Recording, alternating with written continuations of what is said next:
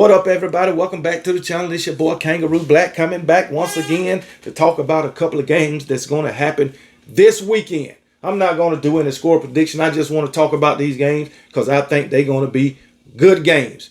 One of them, the South Florida Bulls on the road at number 13, Florida Gators. The game will be aired on the SEC network. The Florida Gators is a 17.5 point favorite. And I believe the over and under is 17.5 points. 17.5 points. Did I mention the game will be played at 4:15 Eastern time? I don't know, but it will be. But anyway, 17.5 point favorites. Florida Gator fans, don't y'all be too happy about this game. I'm sure y'all know these South Florida Bulls is a hell of a football team. And they showed it just last week when they played Boise State. They beat the brakes off Boise State 34-7. And guess what? Last year, Boise State was a playoff team. So, hey, it is what it is. South Florida Bulls quarterback, he can get it done with his arm and his legs. Both ways. Against Boise State, he was 16 of 24, 210 yards. He didn't throw a touchdown, but guess what? He didn't turn the ball over either. So that's the good part. He did score a touchdown. Matter of fact, he ran for 2 touchdowns. 14 carries, 43 yards, 2 touchdowns. And take it from an Alabama fan. This guy is a hell of a quarterback. He can beat you with his arm. He can beat you with his legs. And look like against South Florida, he has gotten better with his passing game, in the passing game. Because last year and the year prior, he missed wide open receivers on more than one occasion against Alabama. All right. Against South Florida, I seen one time where he missed a wide open receiver. That was it. And if you go back against Alabama in 2023, South Florida gave Alabama all they could take. Alabama was on the road for that game. It was raining. We had a new transfer quarterback, freaking Tyler Buckner. He ain't have no business on the field against South Florida. They was taking it to him. But insert freaking Ty Simpson in the middle of the third, and he brought it home for us. And then in 2024, South Florida came to Tuscaloosa, and we couldn't get nothing going against those boys. I'm telling you, Alabama was ahead by only 1 point with 7 minutes left in the game. And then Alabama blew the game open. Everything fell apart for South Florida. But South Florida is a hell of a team, and they proved it the last 2 years against Alabama. That head coach, I mean, them players are bought into him. Whatever he telling them, they buying into it. And I'm really impressed with the South Florida Bulls. They got a transfer wide receiver from Tennessee, Chaz Nimrod. He's their big play receiver. So them Florida Gators got to watch out for him. He had 3 catches for 96 yards against Boise State. You also got Keyshawn Singleton, 5 catches, 93 yards, and a touchdown. Outstanding. Outstanding. They play some pretty good defense, too. They got a stout defense. South Florida, you got to be ready. I know y'all got DJ Lagway, and I think your offense ride on the back of DJ Lagway. So if DJ Lagway ain't up to par or ain't playing probably his best game, you're going to have some issues with South Florida. I'm going to tell you that right now. You're going to have some issues. Freaking, man. But anyway, it is what it is. Y'all just got to be ready, Florida. I'm telling you, do not look over South Florida. They got a hell of a team. They got a hell of a team. This freaking Deshaun Rucker, defensive side of the ball, he ain't no joke. I'm going to tell you that right now.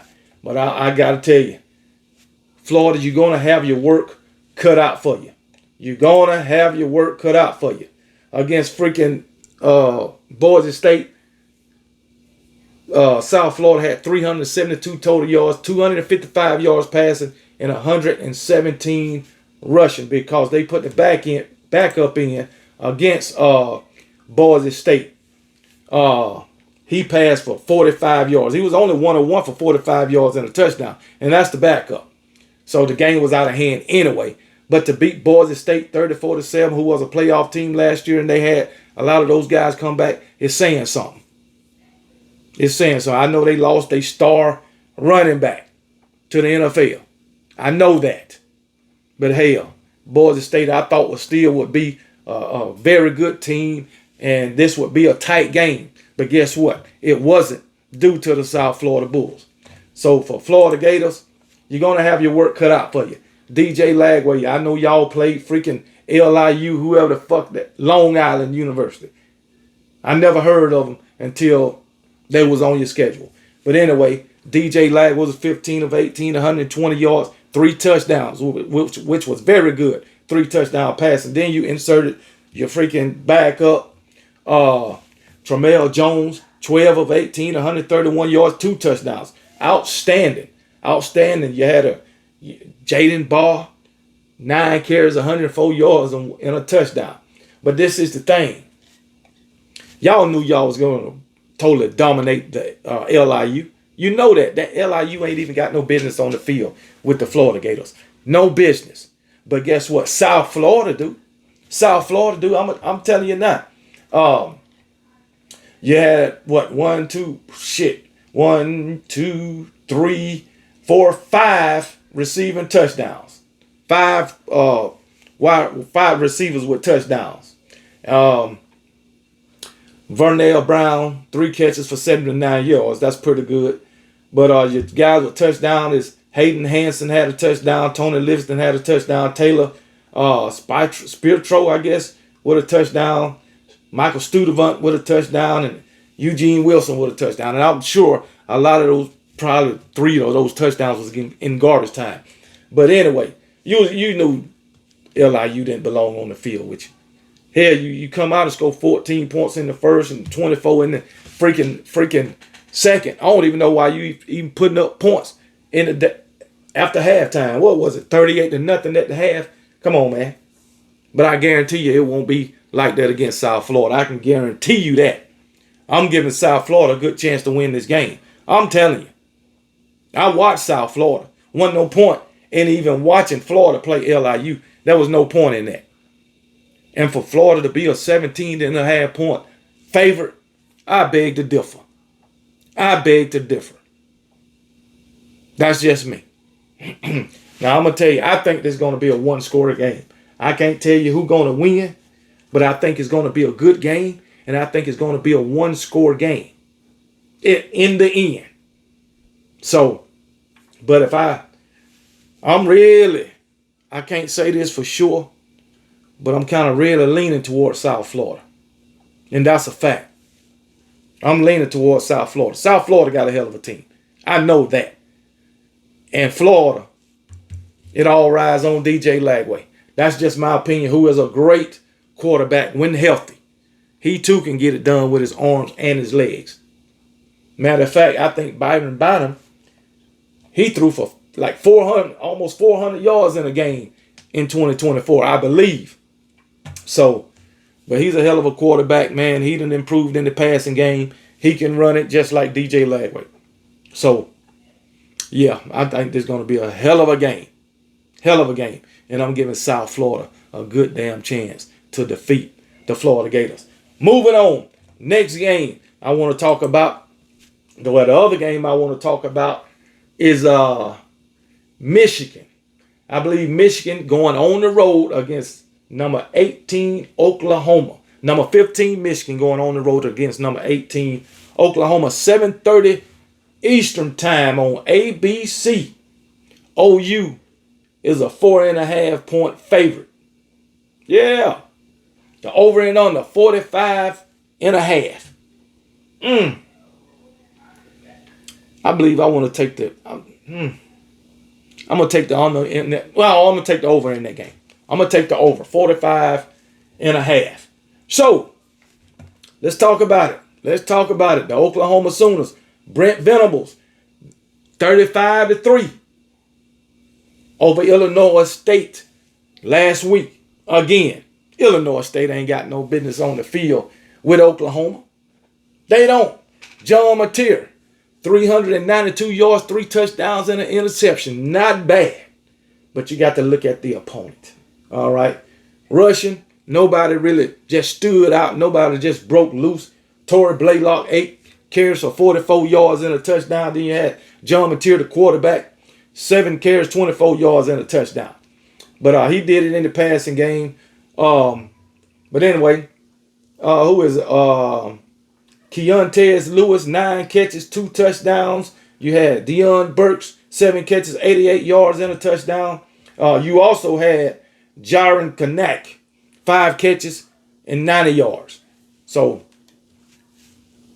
the passing game was on point last week against Illinois State, but Michigan is going to be a lot tougher. A lot tougher. Like I said, Keontae Lewis, 119 yards and 2 touchdowns receiving. But he won't get that against Michigan. I can guarantee you that. I can guarantee you that. As far as this Oklahoma defense, last week they had a couple of sacks, 0 interceptions. But I'm going to tell you, and also Oklahoma, you will not hold Michigan's offense to only 151 yards. You won't hold them to 34 yards rushing, and you won't hold them to 117 yards passing like you did Illinois State. Michigan is a different animal. I'm tell you that right now.